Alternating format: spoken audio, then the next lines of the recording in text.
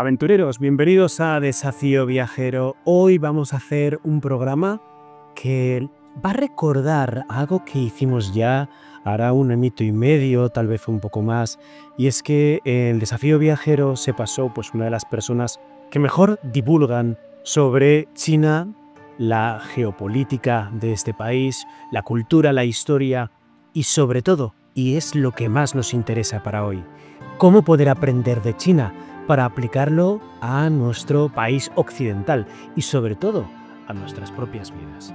¿Listos? Comenzamos.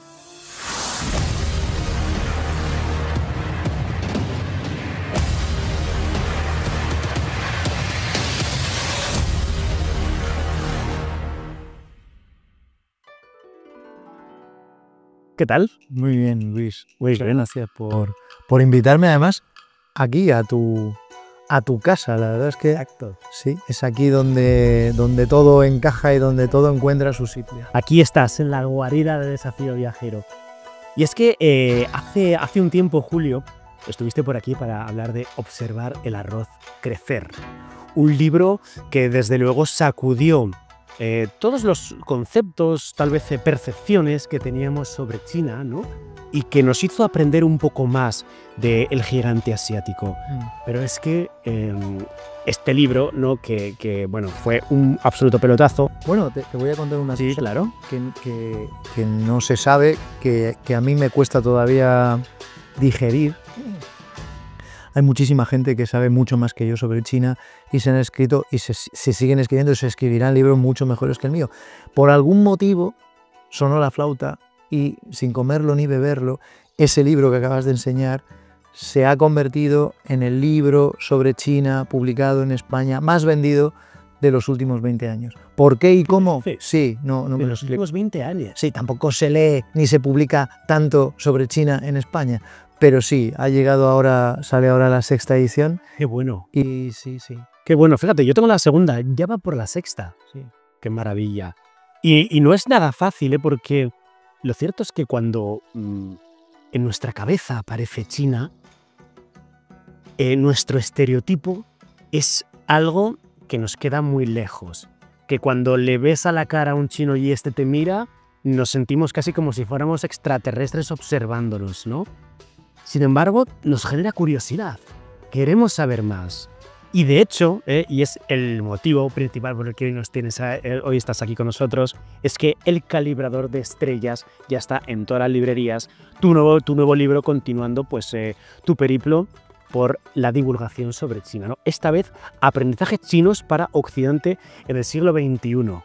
¿Nuevo libro? Sí, y además te voy a contar el tránsito de aquí a aquí. Este libro lo escribo durante una pandemia en la que de repente, después de 17 años sin parar viviendo en China, pues me conceden, como a tantos millones, tiempo para hacer cosas que no habías hecho, ¿no? Y para pensar y para poner por escrito reflexiones, y así es como surge esto. Para mí el mayor logro fue que aquel manuscrito lo publicara una editorial potente y solvente como es Ariel del Grupo Planeta. Ese fue el éxito. Todo lo que ha venido después, el que gracias al libro haya conocido a gente interesante como tú, el que lo haya aplaudido tanto la comunidad de chinos como la comunidad de los que viven conectados a China y la opinión pública, la 6ª edición, bueno, todo eso es una masa más completamente improbable, completamente inesperado, ¿no? ¿Qué pasa cuando el mayor grupo editorial en castellano del mundo te llama al cabo de un año de publicarse eso y con unas ventas buenas y te dice: Julio, ¿qué estás escribiendo? ¿Y qué pasa cuando la mayor editorial te invita a publicar un segundo libro que no has escrito? Escribes un libro. Entonces, este libro surge de la invitación de la editorial a publicar un segundo libro y entonces, claro, se trataba de ser respetuoso con quienes leyeron el primero, es decir, no darles más de lo mismo, otras 88 cápsulas de diferentes ángulos de China, o sea, que fuera una evolución sobre el primero y que pudieran leer y entender quienes, igual que el primero, no han estado en China, no tienen demasiada exposición a China, ni siquiera tienen demasiado interés en China, y a la vez construir sobre este. Bueno, pues si este libro pretendía responder la pregunta de por qué es importante comprender China, por qué merece la pena que le dediquemos tiempo a esta realidad, este libro surge de otro lugar. China va para largo, no va a desaparecer. En el mundo en el que vivimos, incierto, acelerado, tumultuoso, estamos obligados a competir. ¿Cómo podemos perfeccionar nuestro sistema, mejorar nuestras herramientas para competir mejor con China? La respuesta fácil, y en eso se resumen 500 páginas, la mejor ventaja competitiva es el aprendizaje. Así que, intentando de alguna manera convertir a nuestro mayor competidor en nuestro mejor maestro. Qué bueno, el creador de estrellas. Fíjate, tú eres una persona que le encantan las historias, los poemas, los mitos, los proverbios. Tu obra está llena de proverbios chinos. El tipio, tierra detrás, una vieja historia, un poema que es fabuloso y que me gustaría que nos contases a grandes rasgos y sobre todo, por qué has decidido trasladarlo a la portada, al título de tu libro y qué hay detrás de todo esto. Pues mira, el libro fue posterior al título. O sea, yo sabía cómo se iba a titular el libro antes de escribir el libro. Eso suele ser al revés, ¿eh? Sí, Raro. sí, pero fíjate, en este libro yo hago una mención muy sucinta, casi anecdótica, al calibrador de estrellas. Cuando hablo de que los chinos dan mucho valor al esfuerzo, de que si las cosas no cuestan y no son arduas, no tienen valor, hablo de cómo, entre otras muchas cosas, trabajos de chinos que ha desarrollado esta civilización a lo largo de miles de años, la composición poética más compleja que ha elaborado un ser humano nunca es un poema escrito, en este caso, por una mujer china, en el siglo VI. Y está en la portada del libro. Esto, para quienes adquiráis el libro, es esta cuadrícula, es una cuadrícula de 29 por 29 caracteres, que visto desde fuera se asemeja mucho a nuestras sopas de letras, con una diferencia, y es que una sopa de letras, al ser las letras nuestras alfabéticas, la P no significa nada, la M no significa nada, la O no significa nada, pero siendo caracteres chinos, siendo ideogramas, lo que permite es leer en cualquier dirección. El calibrador de estrellas, que así se titula este poema, es un poema palindrómico, el más complejo de cuantos existen, que quienes lo han estudiado no están seguros de si entraña entre 5.000 y 12.000 versos. Y dirás, muy bien, fantástica historia, me encanta, pero ¿qué tiene que ver eso con aprendizajes chinos para Occidente? Bueno, pues haciendo uso de esa metáfora, hay tantos poemas dentro, hay tantos versos dentro del poema El calibrador de estrellas como uno puede imaginar. Vivimos en un siglo, el siglo XXI, que es, como decía, sumamente incierto, sumamente volátil, contradictorio, y en el que a todas luces Occidente no solo no tiene todas las respuestas, sino que a menudo nos faltan preguntas. Estamos muy acostumbrados a mirar hacia allí donde se pone el sol, hacia Occidente, hacia Estados Unidos o hacia Europa, en busca de ideas, de modelos, de herramientas, de buenas prácticas, pero todavía somos reacios a mirar allí hacia donde el lugar del oriente, de donde sale el sol, en busca también de inspiración, de modelos, de prácticas, de herramientas, ¿no? Bueno, China ha demostrado en 40 años que hay muchas cosas que hacen bien, no todas, no es un sistema perfecto, pero yo he decidido poner el foco en lo que China sí hace bien, allí donde acierta, y por eso los aprendizajes chinos para Occidente. Qué bueno. Fijaros que Julio y yo hemos estado cenando, llevamos un ratito de conversación distendida. Yo no le había dicho que me ha gustado mucho su libro. Ah, es verdad, yo no te he preguntado. No me ha preguntado tampoco. No, ¿qué te ha parecido el libro? Me ha gustado mucho, me ha gustado mucho. La verdad es que además, como este verano pretendo, bueno, segurísimo, ¿no? Que voy a estar por China, lo he leído con muchísimo interés y de hecho me voy a releer Dejar el arroz crecer para, bueno, tener una visión tal vez de mayor, de estar más empapado de lo que es la cultura, la forma de ser china y el poder vivirlo con otros ojos, ¿no? Porque es que fíjate, me gustaría leer algo que has escrito que me ha llamado mucho la atención, que es cómo son los estereotipos que tenemos en Occidente de los chinos. Los chinos son nuestros enemigos porque su sistema no es una democracia liberal multipartidista. Los chinos no son de fiar por ser comunistas. Nuestro actual modelo es perfecto, innegociable y no susceptible de mejoras. China tiene mucho que aprender de nosotros, pero en cambio, los chinos nada nos pueden enseñar. Es verdad que tenemos ese estereotipo de que China son los malos, ¿no? De que en China anda que no tienen que mejorar, ¿no? Tenemos como una visión muy provinciana, ¿no te parece? Provinciana y condescendiente y paternalista y soberbia y en el fondo miope, porque la mejor estrategia competitiva, lo decía hace un instante, es el aprendizaje. Y se puede aprender de cualquiera y sobre todo de un competidor.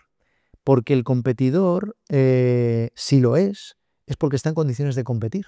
El rival lo es porque está en condiciones de rivalizar. Y si rivaliza contigo, en el ámbito que sea, es porque hay una serie de cosas que está haciendo bien, ¿no? Esto lo vemos en el fútbol, lo vemos en los deportes, lo vemos en el mundo de empresa. Las marcas se copian unas a otras, sobre todo las que están arriba del todo en una competencia head to head, ¿no? ¿Por qué? Si los últimos 40 años nos han demostrado que China ha dado con una serie de claves para mejorar y colocarse, saltar de ser una potencia, una no potencia, un país irrelevante, un paria en el mundo, en la escena geopolítica y uno de los países más pobres en renta per cápita del planeta, a segunda potencia mundial, primer exportador mundial, primer socio comercial de la mayor parte del mundo, banquero del mundo, mayor inversor mundial, mayor tenedor de deuda soberana estadounidense, etcétera, etcétera, etcétera. Ostras, el foco solo está puesto en eso donde China se equivoca, donde China hierra, donde China falla, donde China comete errores. Y es verdad que comete muchos errores. O sea, mi libro, y sirva esto de premisa de partida, mi libro no es una apología del sistema chino. Yo no vengo a blanquear los errores de China, no doy por bueno lo que China hace mal, y China hace muchas cosas mal, pero hombre, hace muchas cosas bien de las que apenas se habla. Entonces, intentando hilar un relato, sobre todo constructivo, pragmático, que nos sirva de algo, ¿no? Y sintiendo un gran amor por este país y por este continente y por una cultura, la nuestra, que ha liderado el mundo y que ha dejado una impronta en general positiva en la historia de la humanidad, necesitamos mejorar nuestro sistema para que nuestro sistema siga existiendo. Esa es la premisa de partida. La premisa de partida es: yo creo que la democracia, nuestro sistema liberal, multipartidista, participativo, es el más benévolo, el más resiliente y probablemente el más poderoso cuando es eficaz. Y lleva décadas perdiendo eficacia.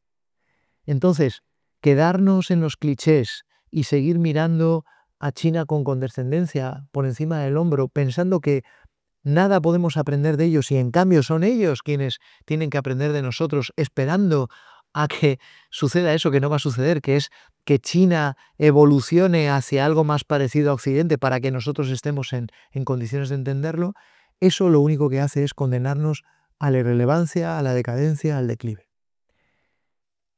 Esa es mi... Hay quien dice, bueno, ¿tú qué haces para mejorar el mundo? Yo escribo libros. No sé si lo mejoran o no, no sé si sirven o no, pero estoy convencido de que una pequeña fracción de quienes escuchan esto dirán, oye, pues es interesante, hombre. Lo que acabo de decir, ¿no? Han saltado de ser una de las potencias más pobres del planeta a segunda potencia mundial. ¿Cómo lo han hecho? ¿Qué teclas tienen? Y ojo, el punto de partida es: el modelo chino no nos vale. A nosotros no, a ellos sí. Y a ellos les resulta eficaz. No les valdría nuestro modelo. Y es que, Julio, el estereotipo, ¿no? Si seguimos con ello, sería, bueno, a China le va muy bien porque son muchos y hay mucha mano de obra, que es lo que a todos nos vendría a la cabeza, ¿no? Pero son muchas las claves que hay más allá del que sean 1.000 billones de habitantes, ¿no? Esa es la fórmula facilona, pero hay países casi tan poblados o más poblados que China, y está India, que no ha... India está creciendo e India está llamada a jugar un papel muy relevante, es una potencia emergente de primera categoría, pero muy por detrás de China. Y mi apuesta, mi muy humilde apuesta, probablemente equivocada, oye, cada cual que saque sus conclusiones. Mi apuesta es que India no va a protagonizar una China 2.0, no va a protagonizar un milagro, mal llamado milagro económico. ¿Por qué? Porque los milagros no existen. Porque no hay nada azaroso, no hay nada accidental en que China haya generado, haya multiplicado por 30 la renta per cápita de sus habitantes en 30 años. Es fruto de la apuesta por la educación como pilar central de toda su arquitectura de proyecto de Estado. 2, la meritocracia, elegir a los mejores para colocar a los mejores en los puestos de más alta responsabilidad política, que al timón de esa descomunal nave que es China haya gente solvente, con experiencia, con logros a sus espaldas, con un palmarés suficientemente acreditado de gestión de presupuestos, de equipos, de logros y de crisis. Tercero, la planificación a largo plazo, el marcarse metas ambiciosas, audaces, pero conseguibles en el largo plazo, a 25, a 50 años vista, y trazar un plan para alcanzarlas, negociando el plan, la ruta, pero nunca la meta, y la meta es muy clara. Para el 1 de octubre del 2049, en que se celebra el primer centenario del comunismo en China, en la República Popular de China, convertir a China en la potencia más próspera, segura y fuerte del planeta, recolocándola en el centro del tablero geopolítico central. Esa es la meta. Saben que se van a encontrar muchos obstáculos por el camino, se van a encontrar pandemias, se van a encontrar crisis, se van a encontrar Donald Trumps, pero la meta no es negociable. Objetivos a largo plazo. Y cuarto, una cultura de la superación, una cultura del afán de mejora continua, de premiar el mérito, premiar el esfuerzo, premiar el sacrificio, no dar nada por hecho, no dar nada por ganado, no hacerse trampas al solitario, no hacerle creer a la población que hay atajos cuando no los hay. Y con esa determinación, con esa perseverancia, con ese tesón, saber que juntos, motivados, autoexigentes, formados y con un objetivo común van a acabar alcanzando el objetivo. Eso es una fórmula que siempre da frutos. Plan, esfuerzo, tiempo y determinación. Acaba llevándote a la meta. Te cuento todo esto porque en realidad son fórmulas que a los chinos les han dado muy buenos frutos, pero que no son exclusivamente chinas. Y esa es quizás la gran reflexión del libro, ¿no? Yo me estoy inspirando en buenas prácticas, en algunas de esas tuercas, en algunas de esas palancas que a los chinos les han funcionado, pero ojo, es que hace 2 capítulos los teníamos aquí en España.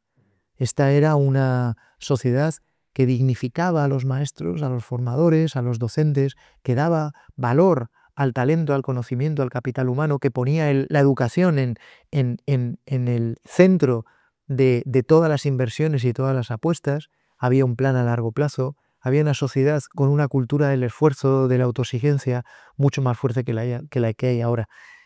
Eso explica también el mal llamado milagro económico español.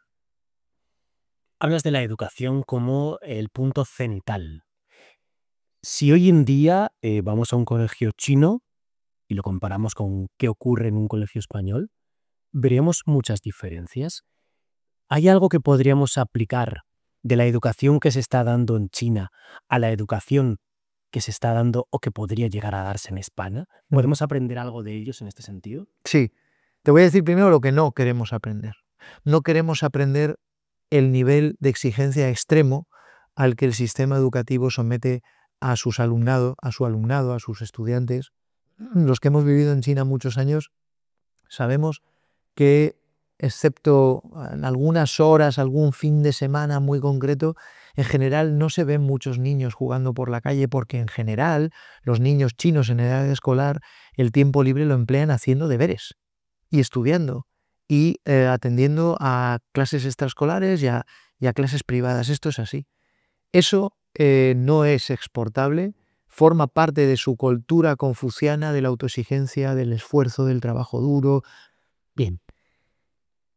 Pero ni esa exigencia extrema, ni la laxitud extrema en un sistema como el nuestro, en el que la manada tiene que ir al ritmo del bisonte más lento, en el que nadie suspende, en el que se da por bueno lo que no es suficiente, etcétera, etcétera, etcétera. Hay una maravilla, que es el fiel de la balanza, el término medio, ¿no? Y todos los aprendizajes que yo planteo en el libro parten de la premisa del sentido común. Sí, pero con sentido común. Yo tengo un amigo sacerdote que ha sido misionero en África durante 28 años. Imagínate, ¿no?, lo que ha visto este hombre en África y además en países, en Togo, en Chad, en Mozambique.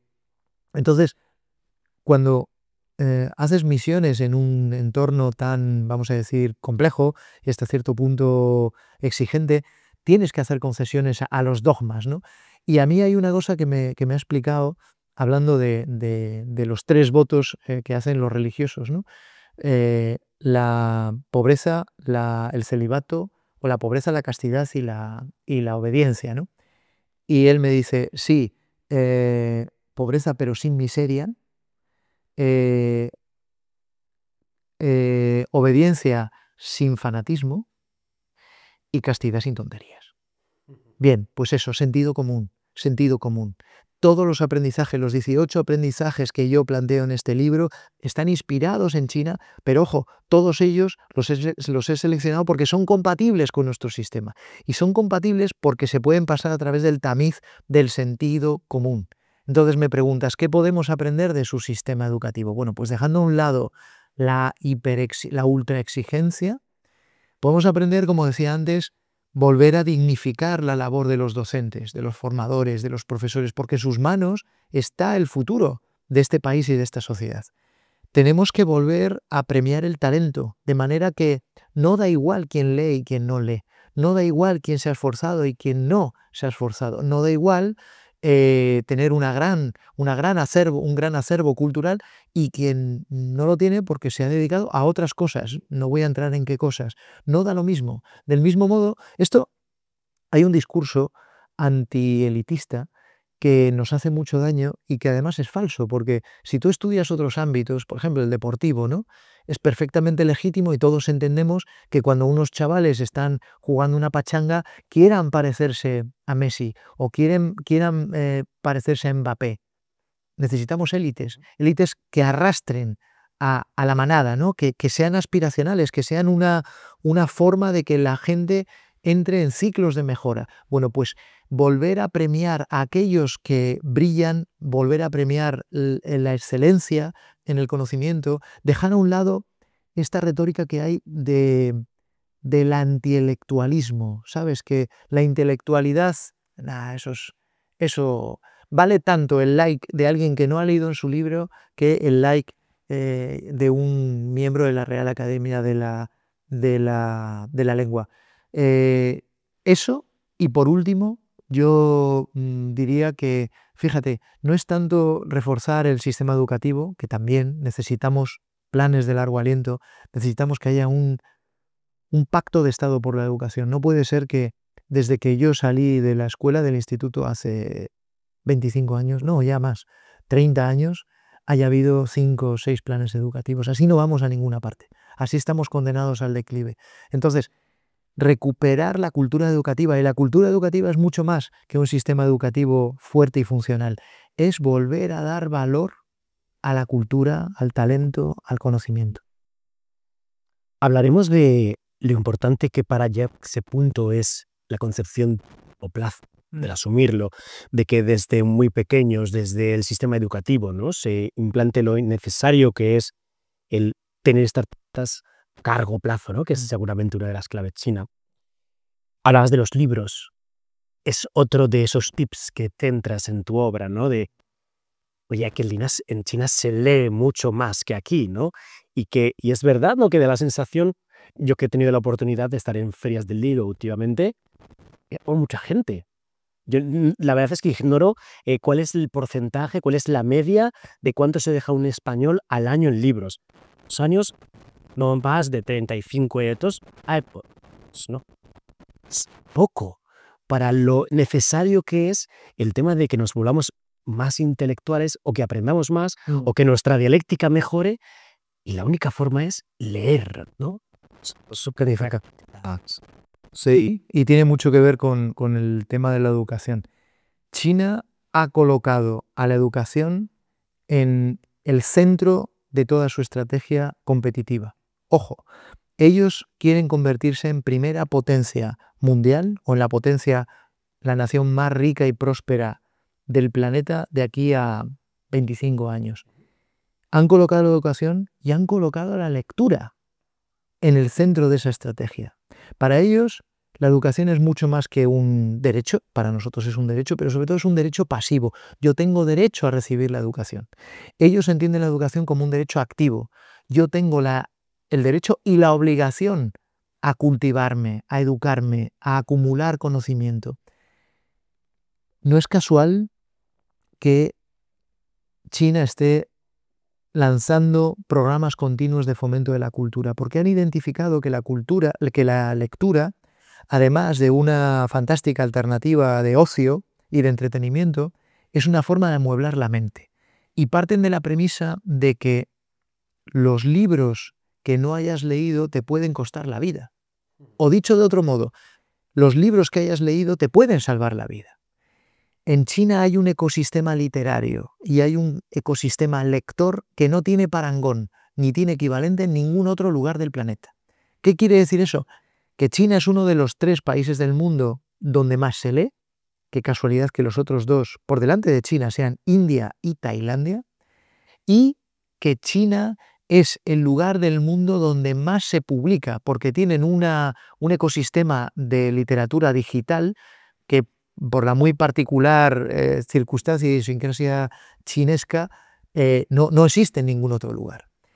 Ellos han identificado acertadamente, porque además está avalado por estudios de universidades de todo el planeta, no solo chinas, que quien lee, y tú tienes aquí detrás una biblioteca muy decente, quien lee, primero, es mucho más capaz de discernir qué es ruido y qué es sustancial, qué es medular y qué es pura paja. Segundo, quien lee tiene una mayor capacidad de atención, porque hoy en la cultura de la infoxicación, donde los vídeos tienen que durar 20 segundos porque la gente ya no los ve completos, quien lee tiene que estar haciendo esto y ninguna otra cosa durante minutos, horas, días. El tener una gran capacidad de atención te permite además desarrollar una capacidad analítica mucho mayor. Quien lee tiene una capacidad de absorción de información mucho mayor que quien no lee. Y en un siglo XXI que es digital, quien lee es mucho más capaz de absorber, de gestionar el cambio y de absorber los nuevos desarrollos tecnológicos. En definitiva, el tener una población lectora es un turbo en su estrategia de mejora continua y de liderazgo mundial. No es una cosa anecdótica y baladí, mira la lectura. No. La lectura forma parte de toda su estrategia de construcción nacional. Un inciso aventurero. Cada documental de Desafío Viajero supone muchas horas de esfuerzo y de trabajo para traeros buenas historias. Si crees que merezco tu apoyo y te está gustando el vídeo, suscríbete al canal, hazme un comentario y comparte el vídeo. De esta forma me ayudarás enormemente. Por cierto, que te quiero dar la enhorabuena porque en este canal promueves la lectura, das eco a libros, al mío, pero a otros muchos, pasan por aquí muchos autores y escritores, y eso es no solo es contenido interesante y de calidad, es también toda una forma de generar una audiencia más culta y más cultivada. Yo te felicito. Bueno, y es que es un hábito muy bonito. Yo no me quedo dormido si no leo antes. Da igual que salga de cena, que me vaya un poco de fiesta, tal. Cuando llego a casa, antes de cerrar los ojos, voy a estar tumbado leyendo un rato y hasta que no lo haga, no me duermo tranquilo. Al final es un hábito, ¿no? Y los hábitos son trenes para conseguir determinados objetivos. Me lo ha explicado mi mujer. No es de mi... ella lee mucho y me ha explicado 2 cosas al hilo de esto. Una idea que me ha parecido brutal y que está contenida en el libro.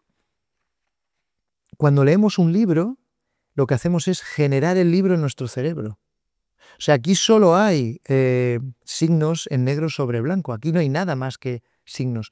Nosotros construimos esta narrativa en nuestro cerebro y desarrollamos imágenes que no están aquí, pero que generan estas palabras. Y está comprobado que 15 minutos de lectura logran bajar las pulsaciones entre un 30 y un 40%. Dicho de otro modo, la mejor manera de conciliar el sueño y de tener una noche sosegada y un sueño profundo es leer antes de dormir. Y si es en papel, mejor, ¿verdad? Bueno, yo no seré quien haga un alegato en contra de los libros digitales y electrónicos. Yo leo en papel. Hablamos de la meritocracia y creo que es uno de los puntos fuertes del libro. Yo recuerdo hace unos años que tú escuchabas a un ministro, oye, y era una autoridad que hablaba con cierta elocuencia, que se expresaba bien, que leía su currículum y tenía un currículum envidiable. Hoy en día les escuchas y parece que no se saben expresar. Hay memes por todos lados, ¿no? Porque es que no hay día donde no articulen bien una frase. Vemos que sus currículums están lejos de ser algo prodigioso y que nos da la sensación de que, bueno, pues de que hay mucho dedismo ahí, ¿no? No están porque merezcan estarlo en muchas de las ocasiones y es tal vez la imagen que se nos está dando. En el libro haces una analogía que me encanta. Yo la escuché, no sé dónde, la verdad, ahora a ver si nos puedes refrescar, que es el del sándwich de atún, ¿no? El sándwich mixto. El sándwich mixto, exacto. El sándwich mixto, exacto. Y cómo, oye, al final la mediocridad es algo que triunfa. Y lo estamos viendo en Occidente. Esto dista mucho a cómo funciona, por ejemplo, el sistema de elección de políticos en China, ¿no? Sí, yo voy a empezar partiendo una lanza, sin que sirva de precedente, a favor de los políticos. Una pequeña lanza.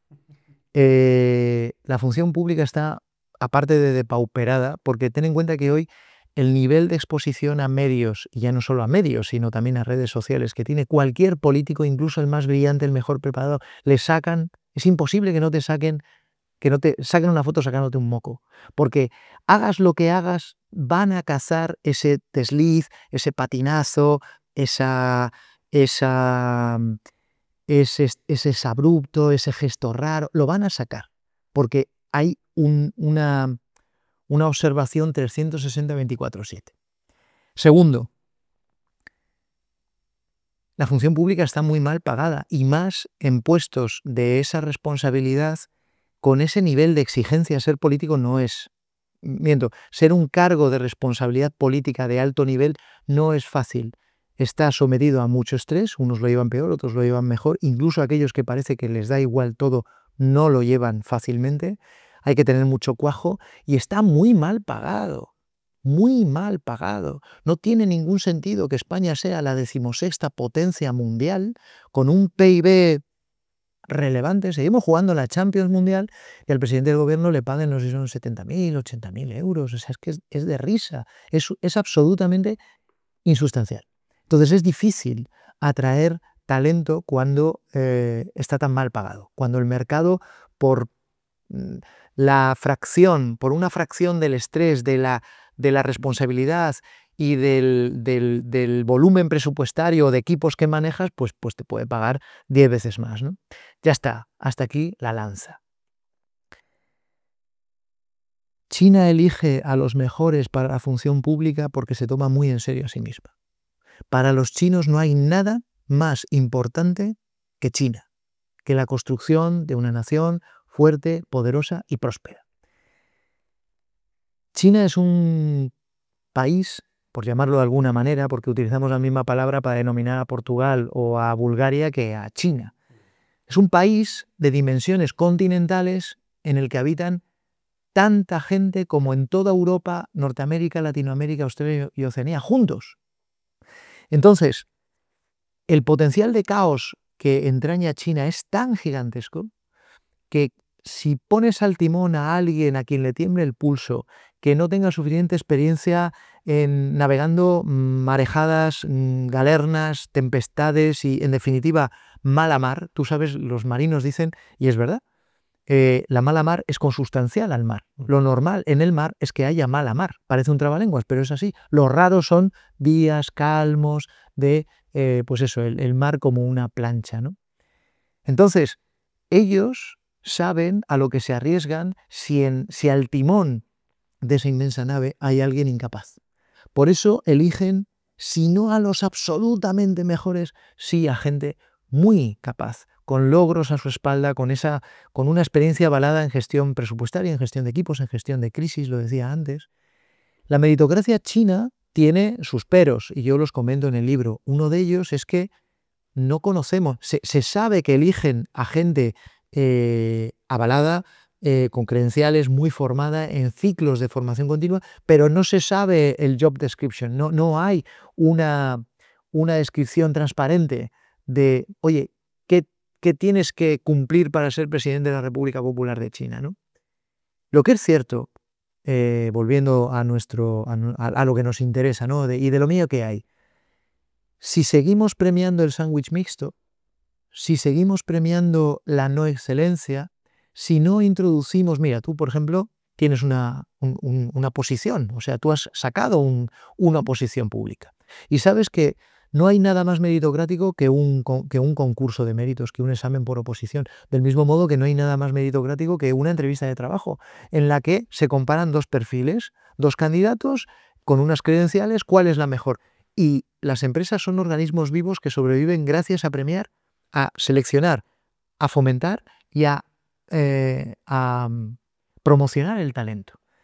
¿Por qué hoy, para ser celador de un hospital o azafata de una aerolínea o neurocirujana o notario o arquitecta necesitas de una titulación de las credenciales, o un señor que conduce un camión, ya no te digo mercancías peligrosas, un camión, o un señor guardabosques, o un señor enterrador, necesita haber cumplido una serie de méritos y tiene que demostrar unos conocimientos teórico-prácticos, y en cambio a priori, para ser alcalde de una ciudad de cierto relieve, presidente de una comunidad autónoma, ministro, en principio no tienes que avalar nada. Hay honrosas excepciones de gente muy brillante que desempeña cargos públicos fundamentalmente porque entiende que eso es un honor hacia su país, pero es un coladero. Es decir, es tanto como tú dejarías que pilotasen aviones, sí, a unos cuantos que tengan el título de piloto, pero luego al 60%, bueno, sí, su padre era piloto, o no, ojo, este estado, mira, vivía al lado del aeropuerto, ha visto muchos aviones despegar y aterrizar. Es suicida. Si lo que queremos, y de eso va el libro, ¿no? El libro no va de China, va de nosotros, de nuestro futuro. Si queremos mantener nuestra relevancia, nuestra capacidad de influencia, nuestro poder de negociación y, en el fondo, nuestra calidad de vida y nuestro bienestar, tenemos que dejar, en un siglo tan sumamente complejo, tenemos que dejar las decisiones de gobierno al cargo de gente suficientemente preparada. Es que no sé si tú también denotas esto que te voy a comentar, Julio, pero en la sociedad española existe ese halo, ¿no? Cuando pensamos en los políticos chinos, de que Xi Jinping es el líder y que pues todas esas asambleas que vemos llenas de políticos chinos, pues prácticamente todos están ahí porque le ríen la gracia o le están dando pues eso, pues un críticas masaje en todo momento, ¿no? Y no pensamos en que, oye, igual es que esos políticos están ahí porque se lo merecen realmente, porque están realmente bien preparados, ¿no? Y es un poco lo que nos estás tratando de transmitir, ¿no? De que el que llega a esos puestos no llega por afinidad en el partido. Que también hay un nivel de adhesión ideológica brutal. Nadie llega tan alto si no se ha comprometido por completo con el ideario del partido y con el proyecto de Estado que está construyendo.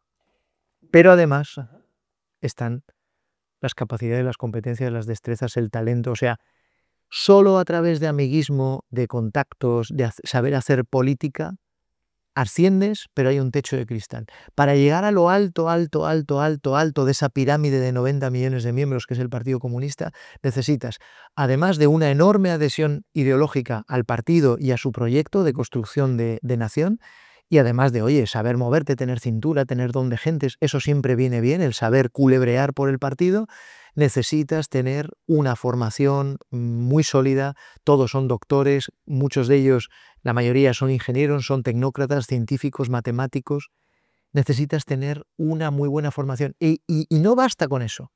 Por eso, antes de llegar a puesto de ministro, antes han sido alcaldes de ciudades de relevancia, ten en cuenta que hay ciudades en China, Wuhan, por ejemplo, de la que la mayoría de nosotros seguro que no habíais oído hablar antes del 2020. Wuhan, solo la ciudad de Wuhan, tiene un PIB equivalente al de Israel. Hangzhou, la ciudad donde están los headquarters, la sede de Alibaba, tiene un PIB equivalente al de Grecia. Entonces, antes de llegar a puestos de la máxima responsabilidad, han pasado por ciudades y han gestionado presupuestos y han sacado adelante programas y tienen en su haber logros que demuestran, oye, este tío sabe lo que tiene entre manos. Porque en China, si no gestionas bien una crisis, el potencial de caos, de que eso se vaya por completo de vareta y devenga en una revolución, como ha habido cientos a lo largo de la historia milenaria de China, es muy alta. Entonces se curan en salud de que aquellos a quienes dan responsabilidades políticas, y luego es un gobierno colegiado. Xi Jinping tiene mucho poder, es el presidente de la República Popular, es también secretario general del partido, acumula un montón de cargos, pero a diferencia, por ejemplo, de Rusia, donde Vladimir Putin tiene un gobierno prácticamente personalista, donde él decide todo, Xi Jinping está completamente rodeado de un equipo que le asesora, que muy a menudo, seguro, le contradice, debaten, llegan a consensos. El partido no es monolítico, en el partido hay facciones, todos comparten la misma meta. Pero hay diferentes, por así decirlo, facciones de cómo alcanzar ese puerto a 30 años vista. Claro, una de las críticas que hacemos desde Occidente respecto del sistema político chino es que hay un partido, ¿no? Y aquí, demócratas que somos, diríamos, bueno, pero lo bueno sería que hubiese más, que hubiese cierta competencia entre ellos y que el pueblo pudiese decidir qué partido le gusta más o menos, ¿no? ¿Cómo se ve esto en China? ¿La gente se plantea el que pueda haber más partidos políticos? ¿O el hecho de que haya un partido político único es algo que satisface a los chinos en general? ¿Tú esto cómo lo ves? Empiezo por el final. ¿El que haya un partido único satisface a los chinos en general? Sí, absolutamente, por un motivo. Siempre es muy arriesgado hacer grandes afirmaciones, grandes aseveraciones con respecto a China, porque es un país complejísimo, de dimensiones gigantescas y donde nadie sabe realmente, ni los propios chinos, lo que pasa en China, ¿no? Pero hay una afirmación que yo me arriesgo a hacer una y otra vez, además muy a menudo frente a cámara, y es cierta. La repito una y otra vez porque es cierta. Todos los chinos de China, y son muchos, han visto mejorar su calidad de vida y sobre todo su bienestar material en los últimos 40 años. Todos. Hay quien ha pasado de ir descalzo a ir en moto eléctrica y hay quien ha pasado de ir en burro a conducir un Maserati. Unos más, otros algo menos, pero todos han visto cómo las decisiones del gobierno del Partido Comunista de China han mejorado sistemáticamente su capacidad adquisitiva, sus ingresos, su bienestar material en los últimos 40 años. De manera que dicen, hay una frase que lo resume, no sé de quién es, ahora mismo no sé si es Deng Xiaoping o Jiang Zemin, creo que es un político chino que dijo, vosotros en Occidente tenéis muchos cocineros, pero no podéis elegir el menú que coméis. Nosotros podemos elegir el menú, pero sabemos que lo va a cocinar siempre uno. Y ese menú está suficientemente rico. Entonces, respondiendo a la pregunta, no hay un precedente de multipartidismo en China, no existe, no hay no está en su ADN cultural, no hay visos de que vaya a haber, probablemente hay una mayor participación. Yo creo que vamos a ir, el sistema va a ir evolucionando a una cada vez mayor participación ciudadana al pasar las décadas y conforme la población se vaya enriqueciendo. Pero no creo que vayamos a transitar al multipartidismo. Lo que sí que creo es que ellos van a acuñar un sistema, ya lo han acuñado, un sistema que a nosotros nos va a costar mucho etiquetar, que nos va a costar mucho calificar, pero que les va a funcionar. Te voy a dar un ejemplo. Nosotros vemos desde fuera el Partido Comunista Chino, oye, Partido Comunista lleva 76 años en el poder, y es cierto que lleva 76 años en el poder, pero fíjate, entre Mao Zedong y Deng Xiaoping hay una diferencia mayor que entre probablemente Suárez y Felipe González. Entre Felipe González y José María Aznar hay una diferencia mayor que entre Deng Xiaoping y Jiang Zemin. Entre Jiang Zemin y Hu Jintao hay una diferencia mayor que entre Aznar y José Luis Rodríguez Zapatero. Y entre José Luis Rodríguez Zapatero y Rajoy hay una diferencia menor a la que hay entre Hu Jintao y Xi Jinping. Y todos pertenecen al mismo partido, sí, pero todos tienen una estrategia diferente. La meta es la misma, construir la nación más poderosa, próspera y segura del planeta. Bien, pero cimbreando. Entonces, a todas luces su sistema funciona, les sirve, no nos serviría a nosotros. Nuestro sistema, yo estoy convencido de que no hubiese generado el crecimiento económico y la prosperidad que ha generado en China, no les serviría a ellos, pero por eso yo no planteo el partido único como aprendizaje, evidentemente. Algo que criticamos mucho también en Occidente, y a mí me gustaría conocer también tu postura, cómo ves esto, es el asunto de la censura. Por ejemplo, yo aquí en Google, ¿no? Pues busco lo que sea y voy a encontrar páginas de todo tipo, donde en principio pues voy a encontrar opiniones de muy distinta índole, ¿no? Seguramente si yo entro en Baidu, ¿no? Pues el Google chino, y pongo la plaza de Tiananmen, me va a contar la historia de la plaza de Tiananmen, pero seguramente no encontraré información pues de los sucesos, de las matanzas, de la famosa escena del señor con las dos bolsas y el tanque ahí, ¿no? Sí. ¿Cómo ves esto? ¿Hay algo de lo que debamos de aprender de cómo cercenan el acceso a determinada información en China hacia Occidente? ¿Cómo ves este asunto? Yo no creo que la censura sea el camino para nosotros. Yo no defiendo limitar la libertad de expresión. Pero en un capítulo que hay ahí que se titula No te conviertas en la persona que Twitter quiere que seas, lo que sí propongo es algo de puro sentido común, y es: si tú en el mundo físico, en la biosfera física, tú no puedes salir ahora a la calle, ponerte un verdugo y ponerte a apedrear un escaparate, no puedes, porque vendría la policía y te pediría explicaciones y te obligaría a identificarte. ¿Por qué sí puedes apedrear a otros digitalmente en redes sociales bajo un seudónimo, bajo una careta? Tú tienes un canal de YouTube, y seguro que además de generar contenido, tú disfrutas de la interacción con quienes te siguen. Y seguro que no siempre quienes te siguen y quienes ven tus vídeos, quizás quienes estén viendo este vídeo digan, pues lo que está diciendo este tío es una gilipollez. Y yo estoy muy dispuesto y muy abierto a debatir con cualquiera que se muestre como yo me muestro, con cara, ojos, orejas, Julio Ceballos Rodríguez. Quien venga con nombre y apellidos y me interpele y me diga, eso que usted está diciendo es falso, que puede ser que yo me haya equivocado, o diga, mira, yo no estoy de acuerdo, yo estoy encantado en entablar una conversación con gente, no con bots, no con seudónimos, no con alter egos bajo los cuales no sé quién se esconde. Entonces, las redes sociales son un magnífico invento que cuando surgió se suponía que iba a venir a enriquecer el debate democrático, que iba a servir de control de la función de gobierno. Y lamentablemente siguen teniendo grandísimas virtudes. En ningún caso yo aquí planteo el prescindir de las redes sociales, pero sí que creo que están faltas de regulación.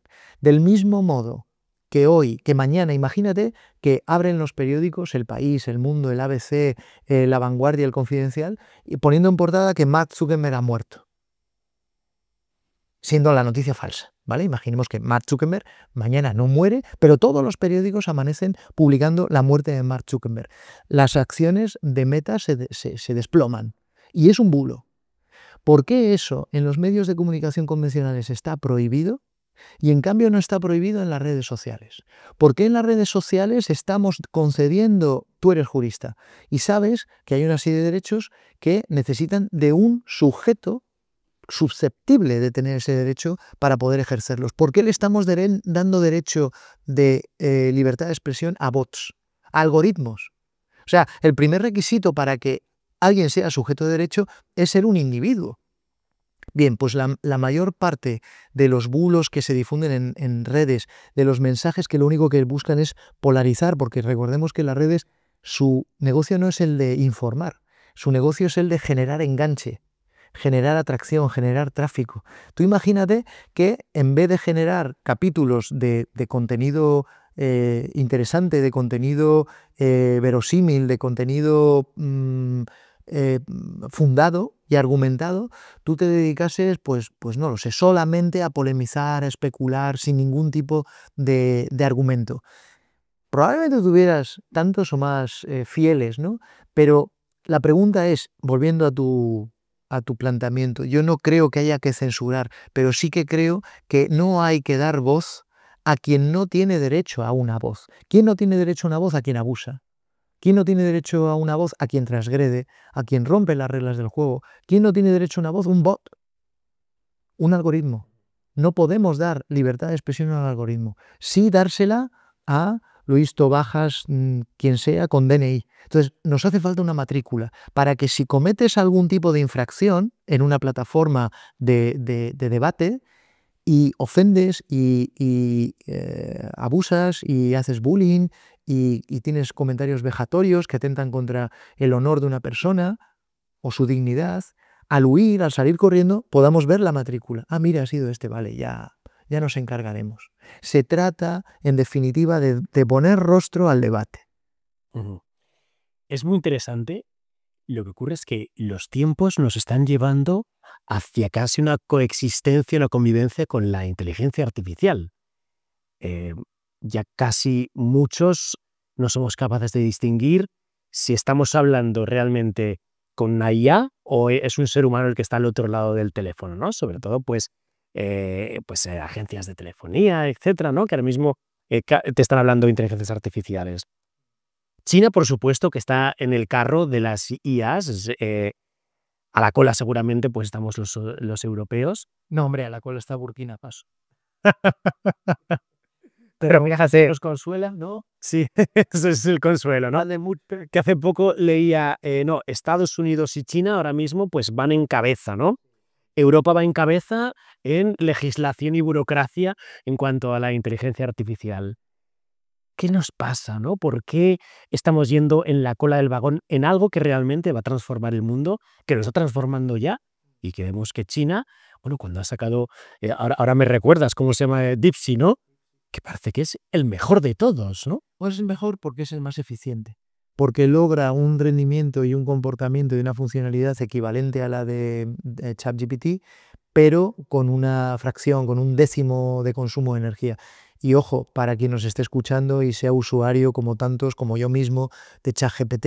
ChatGPT es uno de los inventos más insostenibles que ha generado el ser humano. O sea, el consumo energético de ChatGPT equivale a no sé qué barbaridad, vi hace poco la comparativa, equivale a una ciudad como Valencia, ¿no?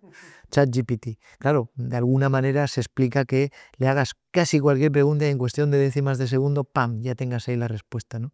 Yo también abordo esa cuestión en el libro, en un capítulo que se titula La fórmula magistral definitiva. Y China se toma las cosas serias en serio. China se toma muy en serio a sí misma. China se toma muy en serio la inteligencia artificial porque saben que no es una tecnología ingenua, no es una tecnología cualquiera. Es, como dicen los ingleses, un game changer, es un punto de inflexión. La inteligencia artificial es una tecnología instrumental sobre la que pueden construirse otras muchas, de manera que quien tome la delantera, quien gane en el liderazgo de la inteligencia artificial, probablemente mantenga el liderazgo, se generan una serie de círculos virtuosos en escala y además de manera muy rápida, en ráfaga y casi con efecto dominó. Quien gane la carrera de la inteligencia artificial tomará la delantera económica, tecnológica y militar por siglos o maybe forever. Tal vez para siempre. Entonces, los chinos están apostando de manera brutal, están invirtiendo, me parece, que 8 veces más que los Estados Unidos en inteligencia artificial. Estados Unidos acaba de levantar este fondo que se llama Stargate, me parece, para hacer frente, ¿no?, de alguna manera a esa inversión descomunal de China en inteligencia artificial. Porque China sabe lo que se está jugando y sabe que de tomar la delantera en inteligencia artificial depende en lograr su meta de, para el año 2049, ser, una vez más, la nación más próspera, fuerte y segura del planeta, ¿no? Bueno, ¿y hay algo que esté haciendo China, por ejemplo, para que se pueda discernir si ese deepfake es un deepfake o si es una imagen real? ¿La gente se entera de alguna manera de si está viendo la realidad o es algo sintético? Sí, es una cuestión un poco técnica, la trato en el libro, pero básicamente el regulador chino obliga a aquellos que desarrollan deepfakes, primero a que se registren. Ellos quieren tener muy claro quiénes están desarrollando deepfake, y si tú estás desarrollando un deepfake y no estás en la lista, estás fuera de la legalidad. Segundo, quieren que transparenten sus algoritmos al gobierno, es decir, el gobierno tiene que estar en condiciones no solo de saber quién está desarrollando deepfakes, sino qué tipo de tecnología están utilizando para controlarla, para regularla, para por lo menos examinarla. Es que, coño, es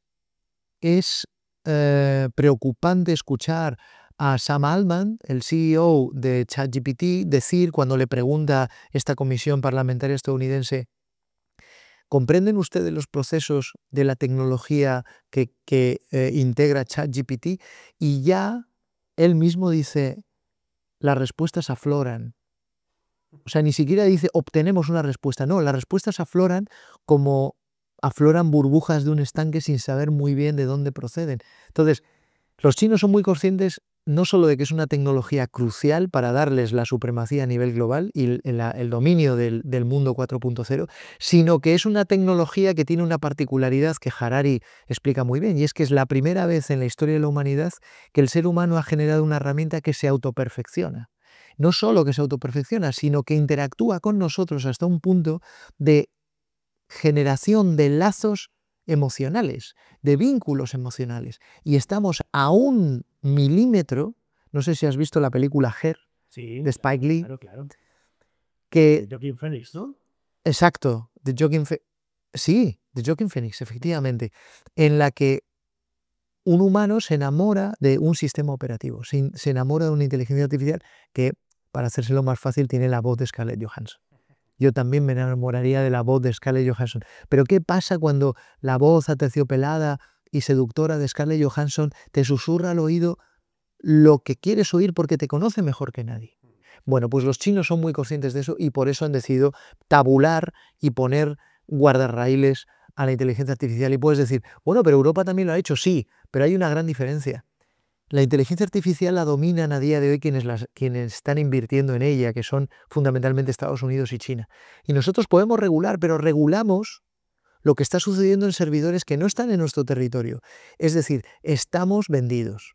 Mientras la tecnología no sea made in Europa, no sea de cuño europeo, nuestra regulación está muy capada, porque está sucediendo en Palo Alto y en Shenzhen, fundamentalmente. Así que estamos a expensas de que los americanos se autorregulen o de que los chinos se autorregulen. Los norteamericanos no se han autorregulado y los chinos sí. Bueno.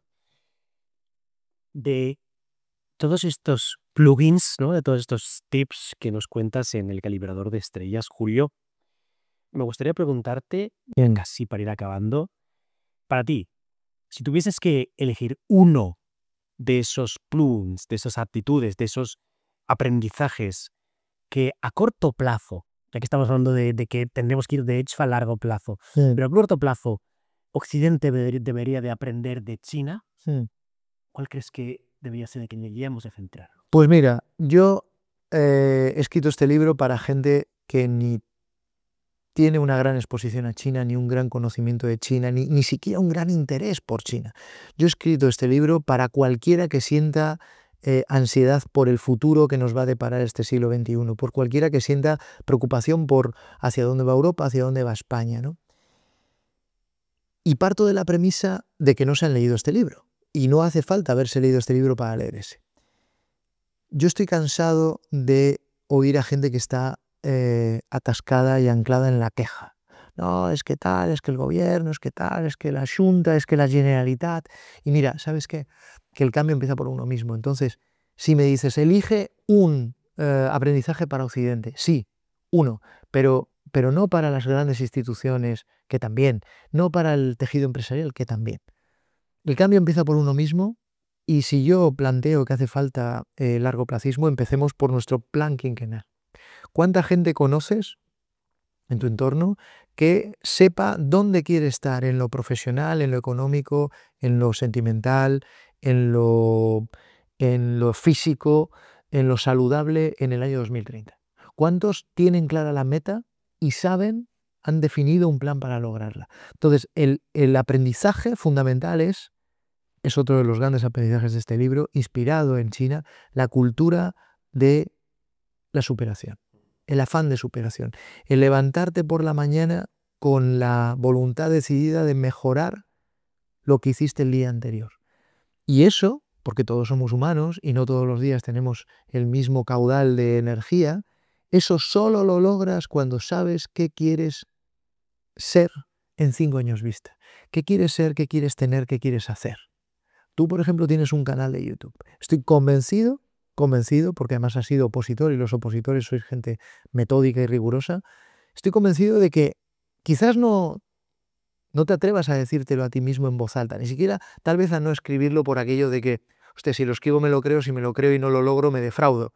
Pero estoy convencido de que tú sí que sabes dónde te gustaría estar con este canal en 5 años. Eso es un plan quinquenal. El afán de superación es poco a poco, unos días más, unos días menos, ir contribuyendo, ir avanzando en pos de ese plan. ¿Y qué pasa si en el año 2030 tú te has propuesto llegar al 1.000.000 de seguidores y no los tienes? Pues no pasa nada, porque habiéndote propuesto llegar al 1.000.000, seguro que has llegado a algo cercano al 1.000.000. En cambio, si dices, mira, crecimiento orgánico, lo que vaya pasando, partido a partido y voy tocando de oído, que está muy bien, pues seguro que creces porque estás generando contenido de calidad, pero seguro que creces más cuando tienes un objetivo. Los que trabajamos por proyectos, y yo estoy muy acostumbrado a trabajar por proyectos con mis empresarios y mis empresas en China, sabemos que hay una magia cuando en un proyecto dices deadline, este día. Entonces todo el mundo parece que se pone las pilas, las cosas se engranan y como hay una fecha y has comprado los billetes y sabes que ese día está prevista la firma y ya, oye, has hablado con la agencia de medios para que cubra la ceremonia de firma. Coño, es que estamos a un mes vista y queda mucho por hacer. Acabo de pasar hoy por el nuevo Mestalla y me ha dicho el taxista, mira, ¿sabes que el año que viene va a haber un mundial de fútbol allí? Pues está por sin terminar. Y yo he pensado, lo terminan seguro. Cuando hay una fecha y estás cogido por los huevos, la terminas. Presión social positiva. La presión social positiva, y no solo social, porque hay mucho más, hay presión empresarial, hay presión mediática, hay presión de todo tipo. Entonces, afán de superación, una meta a largo plazo y sacrificio y esfuerzo. Los chinos no se hacen trampas al solitario. Ellos saben que con esfuerzo, con trabajo, con energía, con tesón, con perseverancia, se acaba sacando todo. Apunta a las estrellas y llegarás a la luna. Efectivamente. O sea, al final es márcate metas a largo plazo y ambiciosas y quizás no las alcances, pero llegarás lejos. Exactamente. Oye, y si tuviésemos que aplicar un aprendizaje occidental para China, ¿se te ocurre algo de lo que estén necesitados que tú digas, mira, Yo, aunque estoy muy orientalizado, pero Mm. soy occidental. Mm. Os diría que tenéis que tirar por aquí. Sí, la capacidad de improvisación. O sea, y además esto, ojo, no es común a todo Occidente, ¿eh? Tú no pongas a un inglés, a un sueco, a un americano, depende, pero no les pongas a improvisar porque son gente que funciona muy bien procedimentadamente, parametrizadamente cuando tienen un sistema. Por eso los british son tan buenos estableciendo estándares, patrones, pim, pim, pim, pim, pim, pim. Los mediterráneos, en todo nuestro caos y nuestra forma un tanto poco rigurosa a veces de funcionar, somos muy buenos haciendo cosas muy importantes. Somos muy buenos leyendo al otro. Hostia, este tío no está cómodo, este tío no le está gustando. Ah, mira, está a gusto. Somos buenos improvisando. El problema es que como somos buenos improvisando, dejamos demasiado espacio en la improvisación. Ah, es total. Yo ya capote, pim pam, y voy capeando. Nos hace falta un plan. O sea, en la improvisación es nuestra fortaleza, pero necesitamos un plan para que eso no nos condene en este siglo XXI hipercompetitivo a la irrelevancia.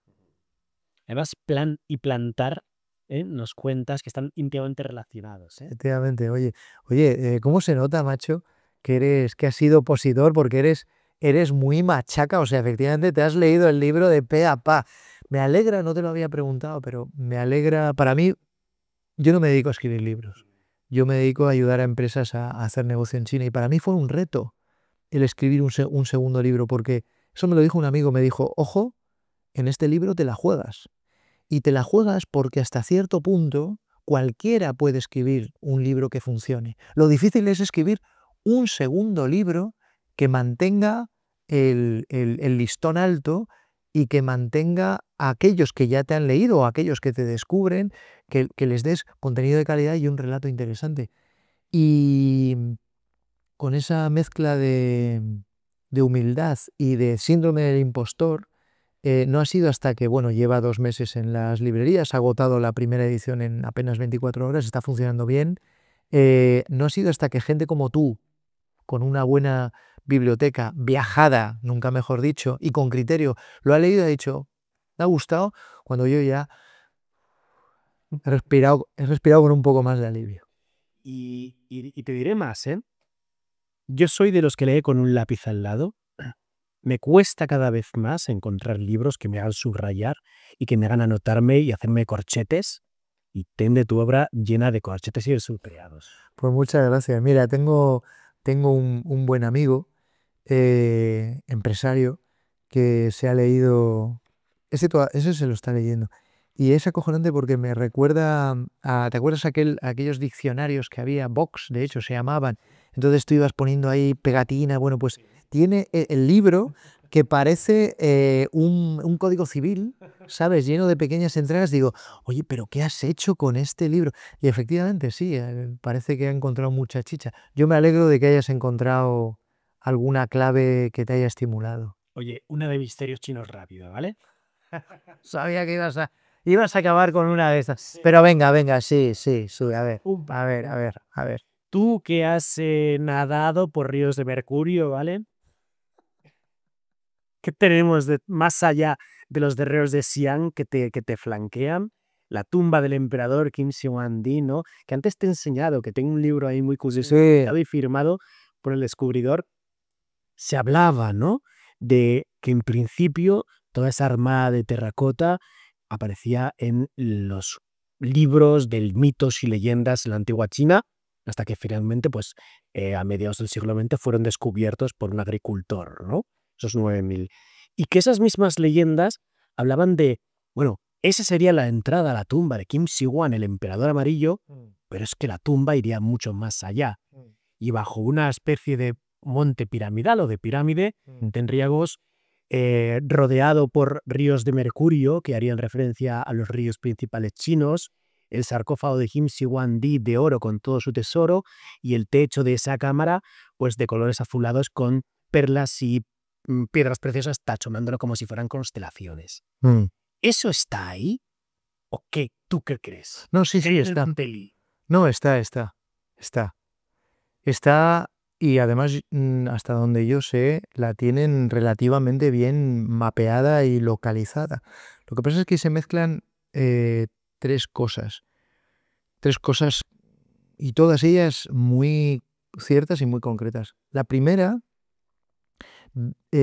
la dificultad técnica que debe tener excavar una tumba de esas características, que está diseñada para autocolapsar si intentan, ¿cómo se dice? ¿Cómo se dice cuando...? Sí, los saqueadores, ¿no? No, hay un verbo. Vaya, hombre, es que hoy estoy muy cansado. Pero Pues asaltarlas, robarlas, ¿no?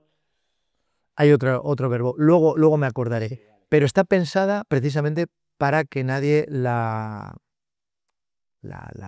saquee, la abra, la descubra, ¿no?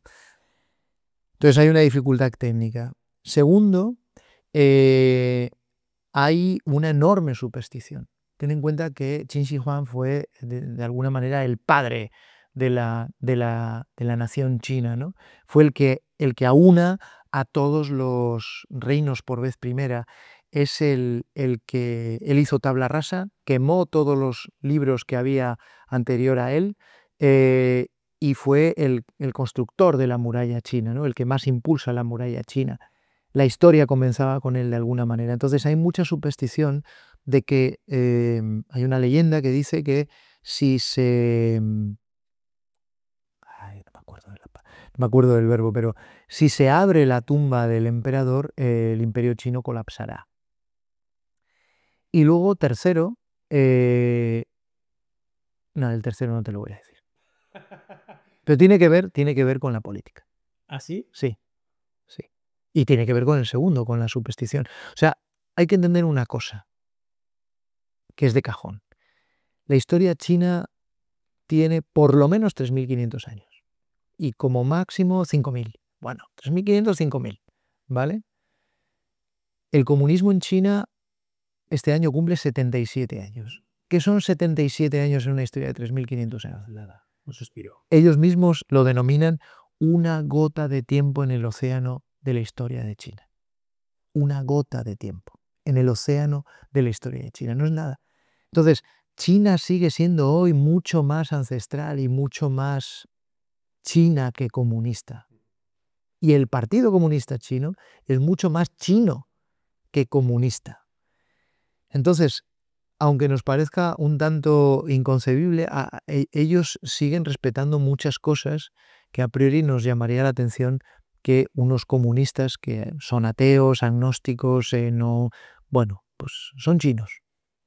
Y ser chino es mucho más que tener un pasaporte, mucho más que tener el carné de un partido, es una cosa que se retrotrae 3.000 años. Eso explica también, aparte de lo que te acabo de decir, el que no hayan...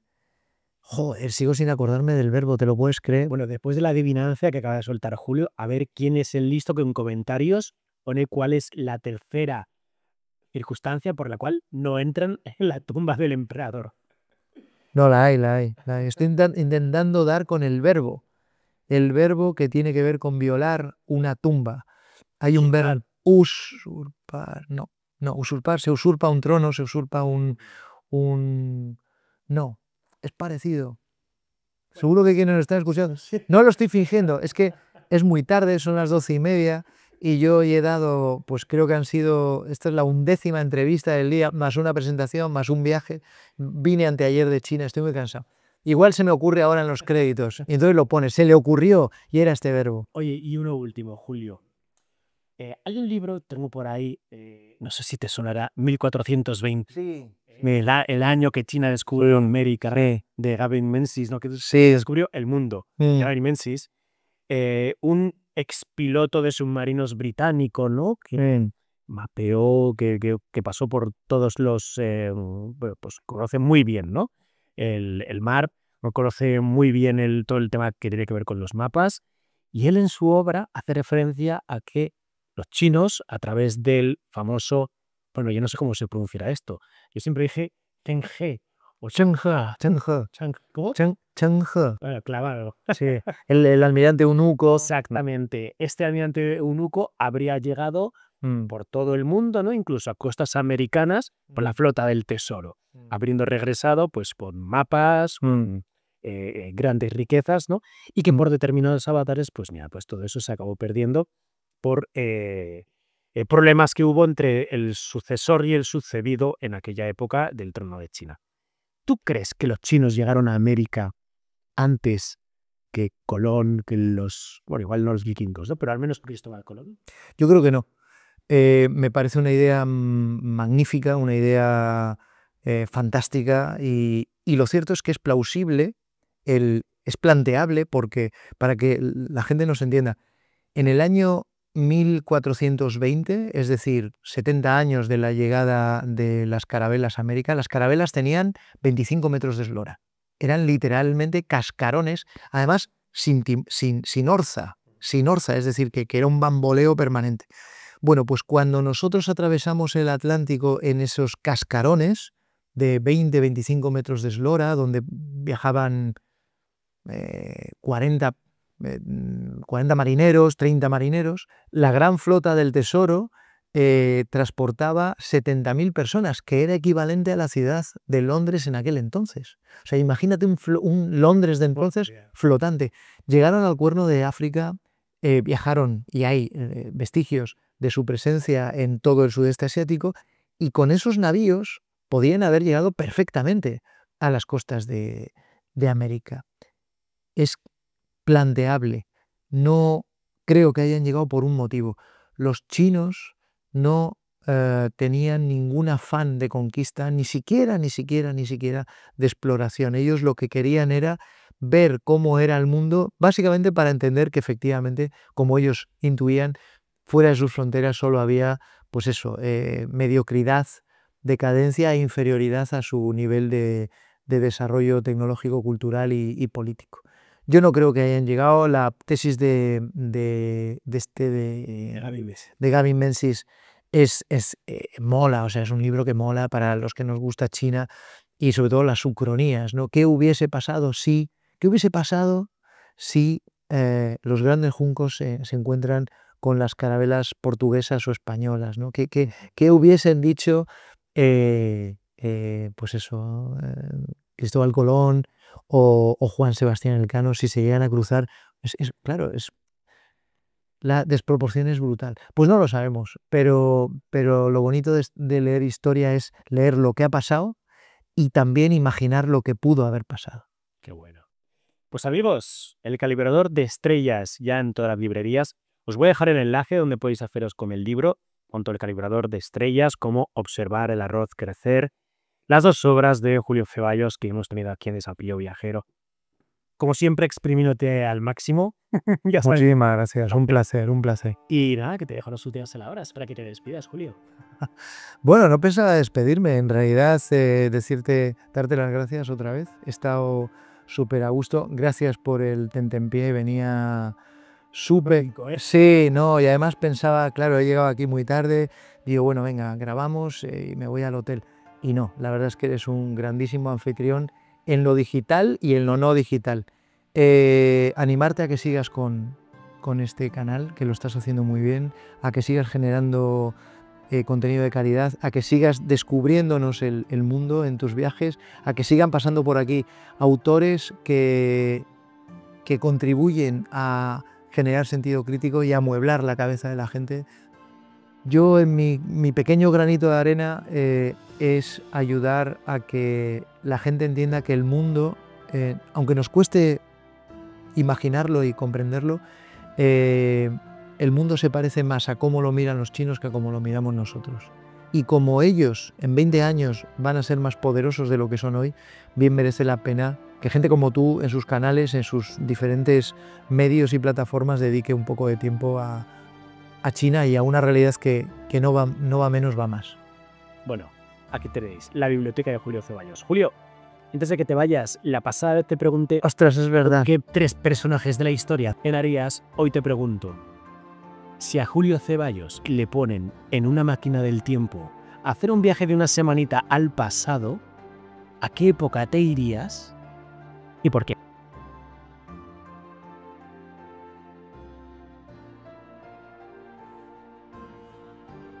Esta es muy difícil, amigo. Muy difícil. Además me has pillado así, en frío y sin haberlo dado 2 vueltas. ¿A qué época me iría?